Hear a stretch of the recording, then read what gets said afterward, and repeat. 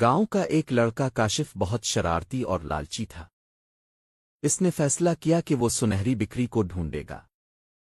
اگلے روز وہ صبح سویرے جنگل میں داخل ہوا۔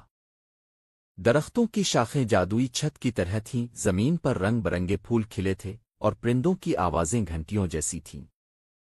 اچانک ایک بڑا سا درخت نمودار ہوا اور اپنی جڑوں کو ہلا کر بولا، اگر تم سنہری بکری دیکھنا چاہتے ہو تو یہ انگور کی ٹوکری دوسروں کے ساتھ بانٹ دو۔ کاشف نے انگور دیکھے، وہ اتنے رسیلے تھے کہ اس کا دل للچانے لگا۔ اس نے کہا، میں کیوں بانٹوں؟ یہ سب میرے ہیں۔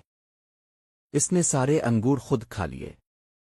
جیسے ہی اس نے انگور ختم کیے، جنگل کی روشنی مدھم ہو گئی۔ پرندے خاموش ہو گئے اور اندھیرا چھانے لگا۔ بوڑھے درخت کی آواز گونجی، لالچ کرنے والا کبھی بکری کو نہیں دیکھ سکتا۔